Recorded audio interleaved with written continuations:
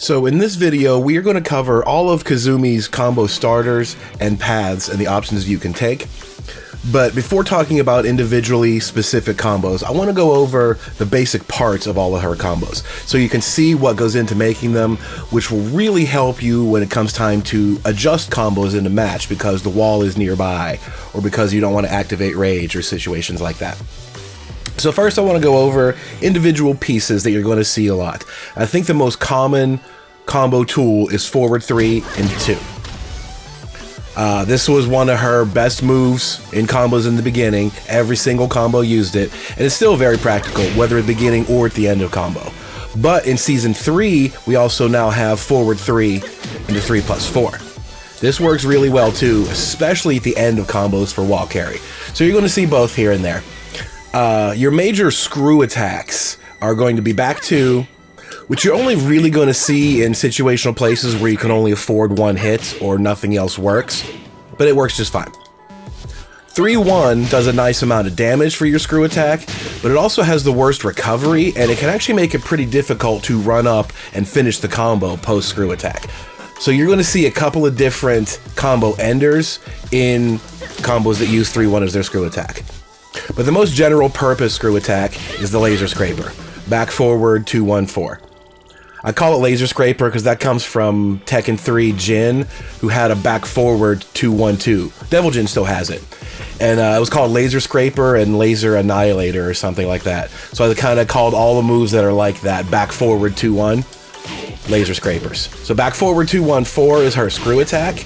And back forward 2-1, 1+2 is a combo ender, which you're going to see a lot. So I think those are the most basic tools you're going to see. Everything else is kind of based around those. The Season 2 combos gain an additional hit property from forward 3, so you can use it by itself instead of having to go into the 2. So you'll see some that use this forward 3 and then like an extra juggle after that. And most Season 3 versions of combos will take advantage of the new can-can kicks. So those are the basic combo tools. Let's start by going over each launcher and then the basic combo as well as the max damage options from here on out.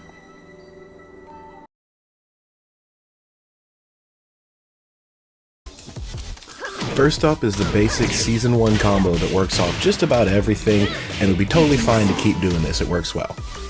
So it starts with the forward 3-2 that we talked about, and then the laser scraper for your screw attack, and the laser scraper to end the combo.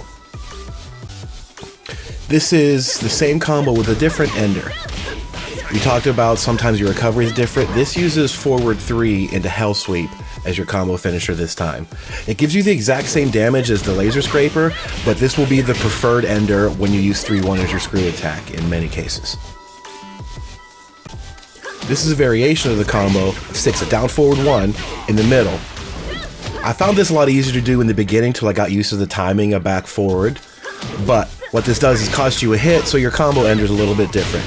Here you can see we just do the Hell Sweep without forward 3.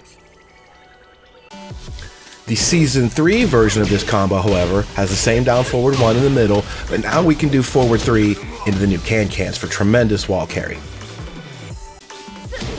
The Season 2 combo is very different. It uses a screw attack right away, and it uses that property of the forward 3 in the middle of a juggle.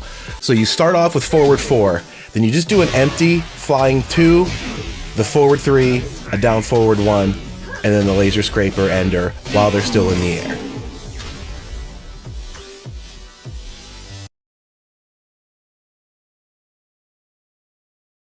So for Kazumi's Wall Standing 2, we first see the same Season 1 combo that works off everything. And really this is all you're going to get. Her recovery off the move is not strong, so you can't do a lot of different options. This is the Season 3 variation that uses the forward 3 into can-cans as the ender. That's pretty much all you're going to get.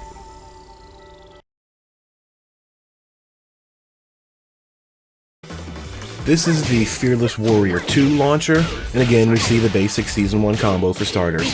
But this move's recovery is so good, you can actually do a Tiger Uppercut as your first hit, and then the same laser scraper combo and ender to get just a ton of damage from. This is one of my favorites. Down forward 2 is a very different kind of launcher. It has 2 hits, and one of them is airborne and causes you to flip over, so you're not going to get combos you would normally expect. This was the basic one I've done for a long time. 3-1 is nice damage, and you can stick a down forward 1 in before your ender. That's the best I could come up with. This is a little bit more damage by sticking those down forward 1s in the beginning, but the 3-1 causes you to switch to the alternate ender. No big deal. But the Season 3 version uses the new can-can kicks, and then lets you preserve the exact same amount of damage plus about 10 more style points. You can see here, this is one of the combos that uses back 2. As we mentioned, when you're out of hits or nothing else works, that's an option. But the regular combo ender is still good, 61 damage either way. The new Fearless Warrior 3+4 has a lot of the same properties as down forward 2. A double hit and causes that air flip over, so limited options. You can do the same starter combo that I showed with down forward 2, 3-1 screw attack, basic ender. But, as it turns out, if you just get a little tap with your forekick, the normal combo comes out and works just fine.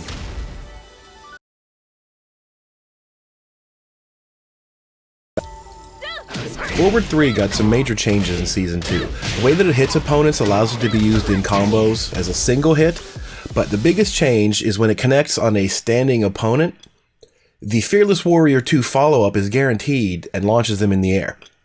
Here you can see there's the single hit forward 3, a down forward 1 picks them up, and then 3-1 is your screw attack. As we mentioned earlier, this is your screw attack, usually forces you to switch to the alternate ender, which is forward 3 into hell sweep here. Most of the Season 2 versions of combos will use that new property of the forward 3 to squeeze in a couple of extra hits. Those are usually the max damage options by just a few points.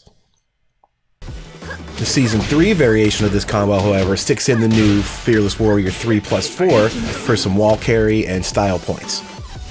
Once they get launched by the 2, that's when you do the follow-up. Back 2 is your screw attack of choice based on the number of hits, and you can still do the basic ender.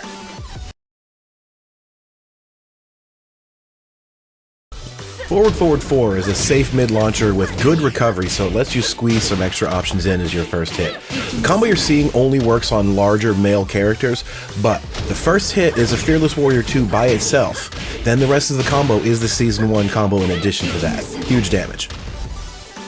Any other characters you can't do that, so this is just the Season 1 combo by itself without the extra hit.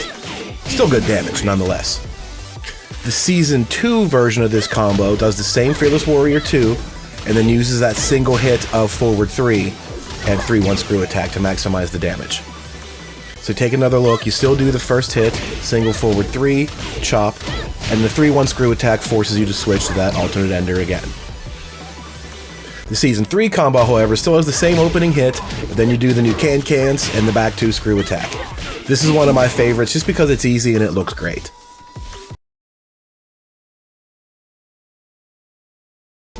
Up forward 3-4-3 is a hit confirmable launcher that causes an automatic screw attack, but because some of those hits are airborne, you don't have a ton of choices to squeeze out more of the combo. This is just a Fearless Warrior 4 into a down forward 1 and then the combo ender from there. Season 3 now lets you replace that hit with the can-cans directly into the ender while they're still airborne. Same damage.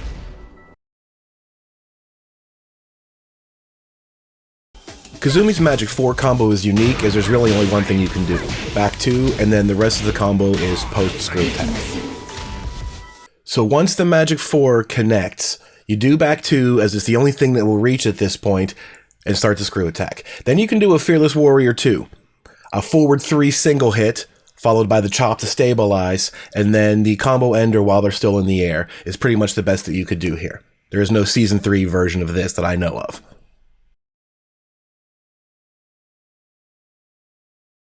Back 4 on counter hit causes a crumple stun, and if you look closely it's a little bit off axis, but the combo you're seeing here is the original combo, works just fine. But because of that axis, the Season 2 variation of the combo has a couple little extra tricks in it.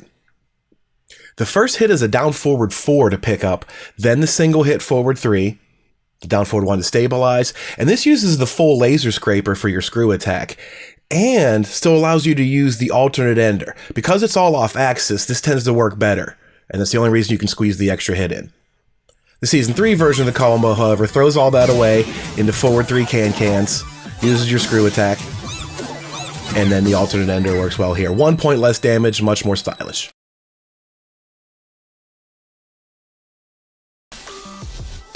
Kazumi's rage drive on natural hit causes a weird float state that leaves your opponent backwards throughout the combo, but it turns out there's a super easy version you can do with tools you don't see very often. Up forward 3-4-3 causes a screw attack, and up forward 3-4-1 ends it. 79 damage and you're done. In Season 3 now, we can use our new tools and squeeze a little bit extra damage in, but the real difference here is that the opponent gets flipped around forward, making it easier to adjust the combo. Once the rage drive hits, you dash and do a forward 4. Then your forward 3 to cans, and the ender while they're still airborne.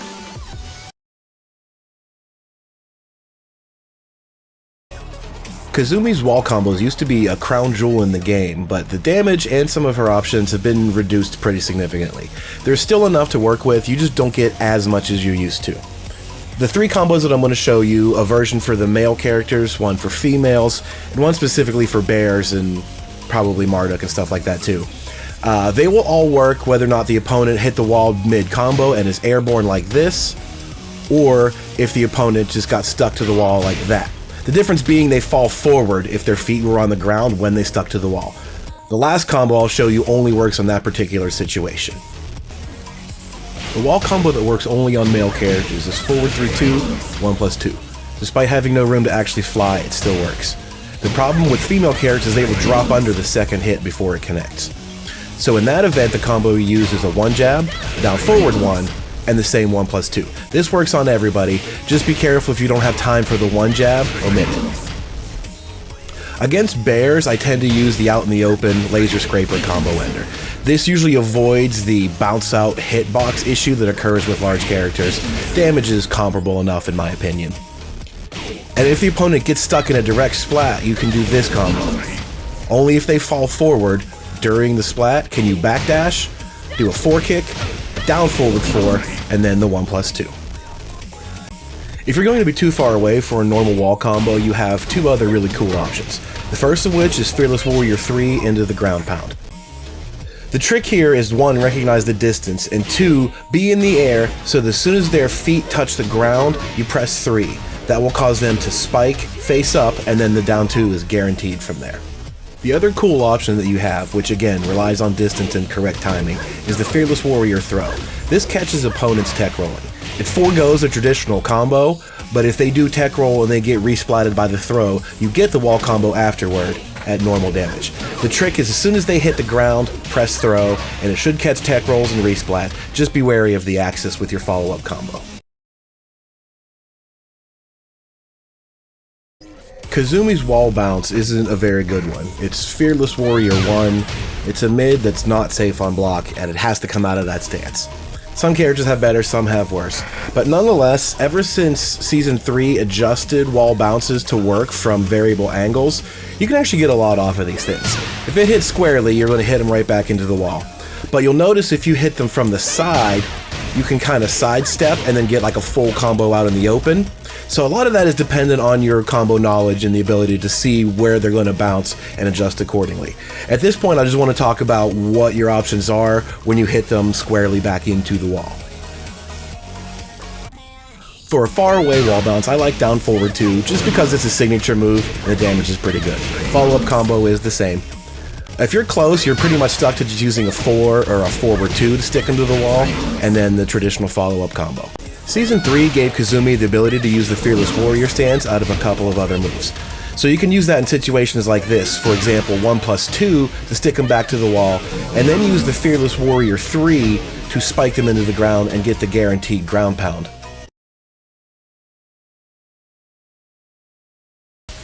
So one last little combo trick I want to talk about here is Kazumi's Rage Drive Resplat. Looks like a similar composition to other combos that we saw before, but it's just a little bit different. The trick here is it has to be a high wall splat. This won't work if their feet were on the ground already, because it takes advantage of that resplat that we saw earlier. To do this combo off of a high wall splat, you can run up and jab, and then do the Rage Drive forward 1+2. This should connect just as the opponent sits down on the ground, causing them to restand. And then all you have to do is just press 4, and then your 1+2 ender. This should work on characters of all sizes. So that will wrap it up for this Kazumi combo breakdown. Obviously there are dozens of other situations and variables to consider. Things like wall breaks and balcony breaks can change the combo a little bit, but once you understand the structure and what your tools can do, the rest of it is just kind of freestyle once you get, the hang of it a little bit. So that'll do it. Thank you very much for watching. Check out all the social media information for more content, and I will see you guys next time.